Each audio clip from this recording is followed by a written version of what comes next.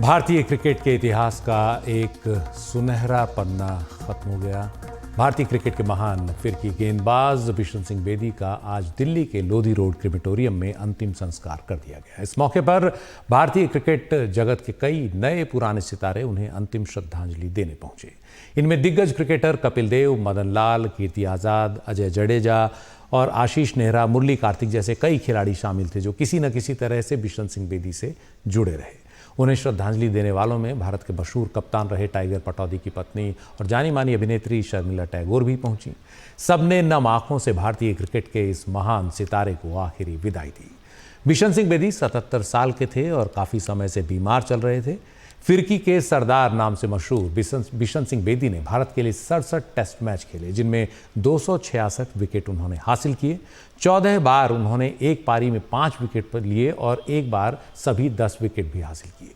बिशन सिंह बेदी एक जमाने में भारतीय स्पिन गेंदबाजी की स्वर्णिम चौकड़ी का हिस्सा रहे। इरापल्ली प्रसन्ना, भागवत चंद्रशेखर और श्रीनिवास वेंकटराघवन के साथ बिशन सिंह बेदी की ये जो चौकड़ी थी, स्पिन गेंदबाजी का एक ऐसा जाल बुनती थी विरोधी टीम पर कि विरोधी टीम के खिलाड़ी थे उसमें फंसते थे तो आउट होकर ही बाहर निकलते थे।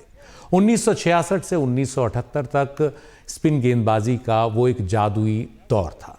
तो बिशन सिंह बेदी के उस दौर पर बात करने के लिए और बिशन सिंह बेदी पर बात करने के लिए हमारे साथ हैं भारतीय क्रिकेट के एक और बड़े सितारे सैयद किरमानी साहब, आपका बहुत बहुत स्वागत है। बिशन सिंह बेदी आपके पहले कप्तान थे। आपने अपना टेस्ट जीवन उन्हीं की कप्तानी में शुरू किया और उसके बाद आपने भी एक बड़ा इतिहास लिखा अपने खेल से। तो कैसे आप याद करेंगे अपने पहले कप्तान को? जी हाँ, बिल्कुल। सबसे पहले तो मैं इनके सारे परिवार को, बिशन पाजी के परिवार को कंडोलेंसेस मैसेजेस देना चाहूँगा। और उसके बाद ये बहुत ही अफसोसनाक खबर हमने सुनी आज दोपहर में कि उनका देहांत हो गया है और क्रेमेटोरियम में वहाँ पे ले चले गए थे उनको। बहरहाल, बिशन सिंह बेदी मेरे 1971 से मैं उनकी विकेट कीपिंग करता चला आया और बहुत ही बेहतरीन तजुर्बा हासिल किया। साथ साथ में प्रसन्ना थे उनके और पीएस चंद्रशेखर और वेंकटराघवन भी थे उस टाइम पे। तो ये चारों गेंदबाज, इसमें से 3 आउटस्टैंडिंग गेंदबाज थे जिसमें सारी दुनिया इनको मानती थी एज लेजेंडरी जीनियसेस, जिसमें Bishan Bedi left arm off spinner इनको माना जाता था the best in the world. और फिर इरापल्ली प्रसन्ना के एरा में भी वो best off spinner in the world माने जाते थे।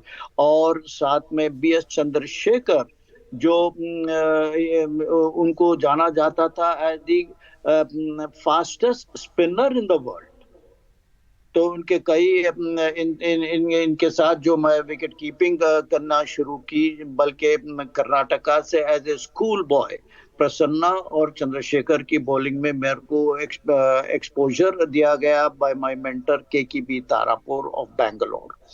तो यहाँ से मेरी शुरुआत हुई जब मैं इंडिया को सेलेक्ट हुआ 1971 में अजीत वाडेकर की कप्तानी में। वहाँ पे 71 to 75 मेरे को इतना बेहतरीन तजुर्बा हुआ ये इन टीम के साथ रहने का और इंग्लैंड में काउंटी मैचेस खेलने का, क्योंकि फरूक इंजीनियर वहाँ पे ओनली टेस्ट मैचेस के लिए मौजूद थे और हम सारे के सारे काउंटी गेम्स में बेहिसाब तजुर्बा हासिल की मैंने ये 4 वर्ल्ड क्लास स्पिनर्स को रखते हुए। और 1976 में वहाँ पे मेरा डेब्यू हुआ न्यूजीलैंड में, जबकि फरूक इंजीनियर का टेस्टिमोनियल ओल्ड ट्रैफर्ड में लैंकाशायर के साथ हो रहा था, जिसकी बिना वो आ नहीं पाए टीम में। तो ये बहुत ही बेहतरीन मौका मिला मेरे को 1976 में। और बिशन सिंह बेदी जैसे कप्तान मैं बहुत ही खुशकिस्मत रहा। ही was A best guide, mentor and a captain, very thinking captain, और बहुत ही जोवियल और बहुत ही मिलनसार कप्तान रहे हैं। ये ही ब्रॉट कमारडरी, यानी कि भाईचारा, harmony, love and peace amongst the opposition, जो जिसके खिलाफ हम खेले वहां पे इन्होंने एक नया कॉन्सेप्ट 1977-78 जब हम ऑस्ट्रेलिया टूर कर रहे थे, तो वहां पे इन्होंने बेहतरीन कॉन्सेप्ट ले आए कि भाई जो भी फील्डिंग साइड सारा दिन फील्ड पे रहेगी, तो after the days play, game खत्म होने के बाद बैटिंग साइड उनके ड्रेसिंग रूम में, यानी कि ऑस्ट्रेलियन ड्रेसिंग रूम में जाके शेयर प्लेजेंट्रीज उनके साथ एक दूसरे के बात हो रही थी, और कई अच्छे हादसे, कई सीखने को मिले हमको। रॉडनी मार्श से बात करने का बहुत ही बेहतरीन मौका था, और सारे खिलाड़ी जब हमारी जी। फील्डिंग रहती थी सारे दिन में, ऑस्ट्रेलियन टीम हमारे ड्रेसिंग में रूम में आते थे। इतना बेहतरीन कॉन्सेप्ट था, इतना बेहतरीन माहौल था उस जमाने में बिशन सिंह बेदी की कप्तानी के टाइम पे। अब वो उन्होंने रिटायर हो गए बाद से, वो कॉन्सेप्ट चला गया। और मैं समझता हूँ ये बेहतरीन इन्होंने उस हमारे जमाने में कोई सपोर्ट स्टाफ नहीं थे। इन्होंने नॉटिंघम शायर को रिप्रेजेंट करते थे, काउंटी खेल रहे थे, वहां का कल्चर ले आए कप्तानी की हैसियत से, और सारी की सारी टीम इनके साथ ट्रेनिंग करती थी। तो ये कॉन्सेप्ट ट्रेनिंग का बाहर से आया है, फॉरेन कोचेस लेकर आए हैं अब इस दौर में। मैं समझता हूँ इनके जैसा लेफ्ट आर्म ऑफ स्पिनर शायद ही पैदा होएगा। ही वॉज सॉन्ग लाइक, इतना आराम से और इनका वेरिएशन 6 डिलीवरीज में अलग अलग डिलीवरी आती थी। खास तौर से इनका आर्मर जो कहलाया जाता है, जो हवा में आवाज आती थी बल्कि नीचे डिप जो होता था, ये आज तक किसी लेफ्ट आर्म स्पिनर के हाथ से ये गेंद अभी तक के मैं नहीं देख पाया। और इनके जैसा खिलाड़ी, he was a good allrounder. जबकि हमारी पार्टनरशिप न्यूजीलैंड के खिलाफ होम सीरीज वानखेड़े स्टेडियम पे तकरीबन 80 रन पार्टनरशिप, जहां पे बिशन पाजी ने 50+ उन्होंने लगाया था, और मैं 88 पे आउट हो गया था। बहरहाल he was a great human being, बहुत ही जी। मिलनसार, बहुत ही jovial, great sense of humour. जी, और हमारे साथ किरमानी साहब मेरे खेल संपादक विमल मोहन भी हैं। विमल, आप भी किरमानी साहब से बात करने के लिए काफ़ी बेताब थे। हाँ जी, हाँ जी, हाँ जी, बिल्कुल, किरमानी कहिए। साहब के साथ मैंने काफी शो किया है 2011 में जब वर्ल्ड कप जीती थी टीम।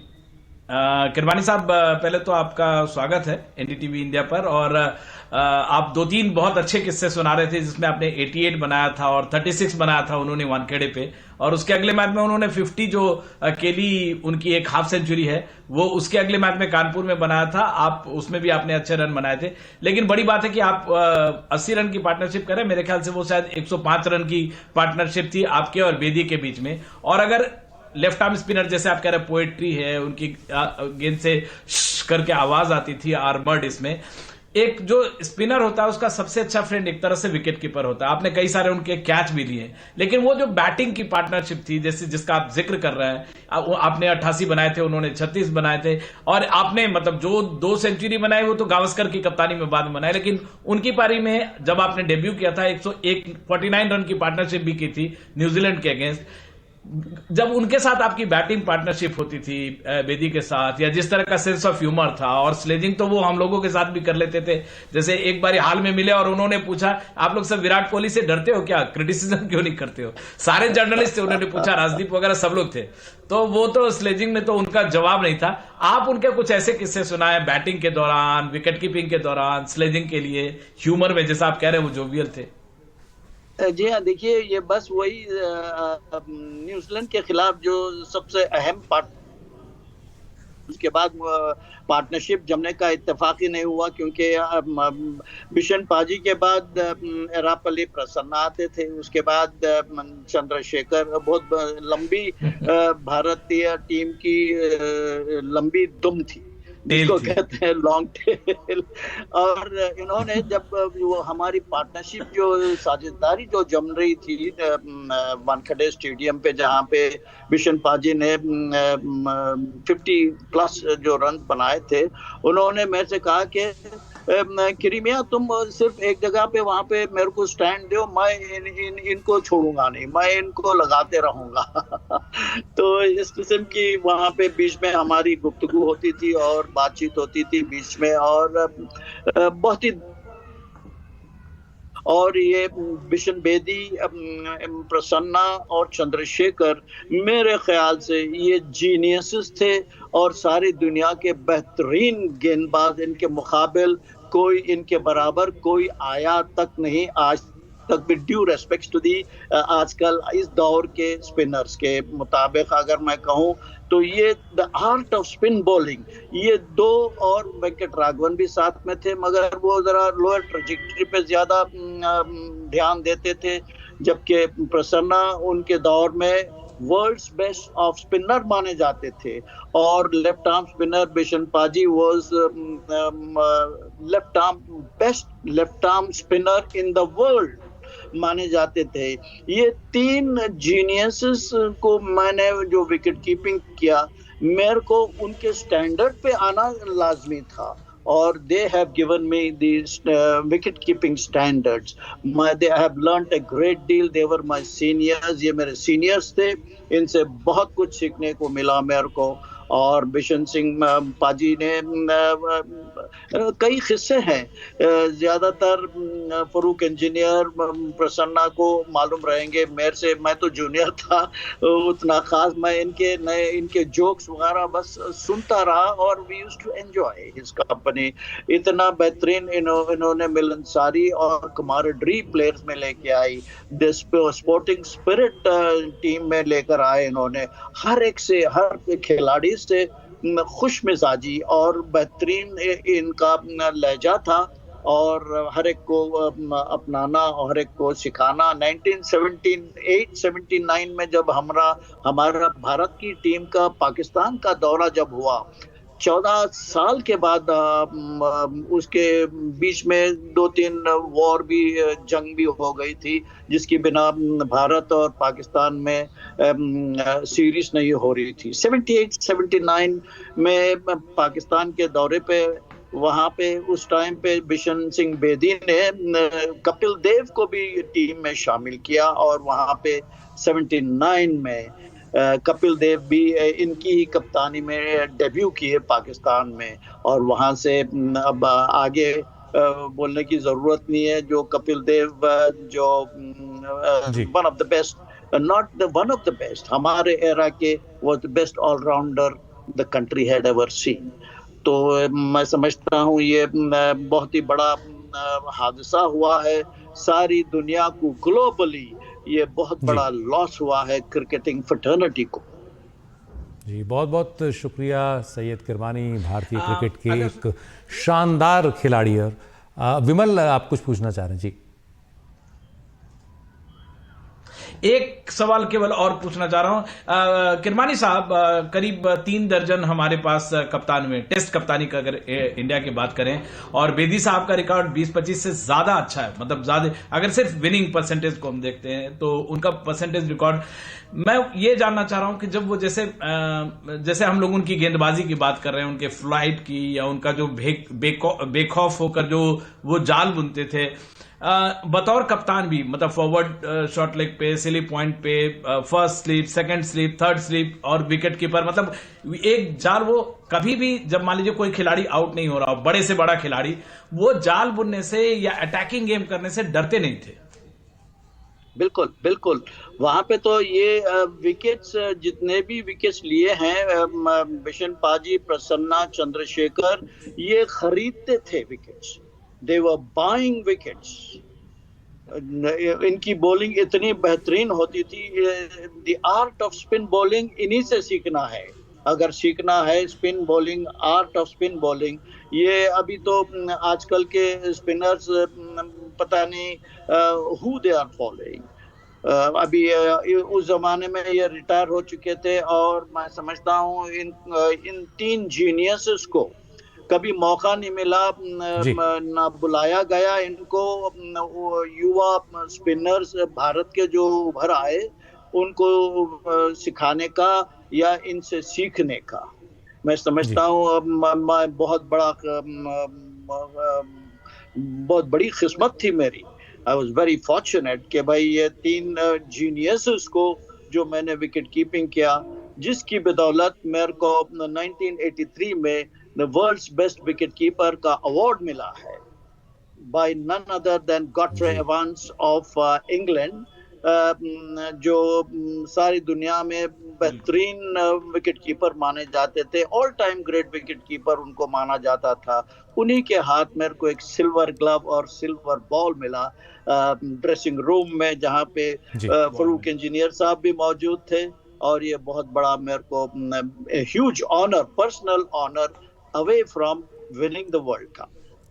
बहुत बहुत शुक्रिया सैयद किरमानी साहब, आपका भी शानदार दौर था और आपने इतने शानदार गेंदबाजों के लिए विकेट कीपिंग की, वो भी अपने आप में एक बहुत ही ज़ोरदार अनुभव आपका रहा। और शुक्रिया विमल इस पूरी जानकारी के लिए और इस पूरी बहस में साथ देने के लिए।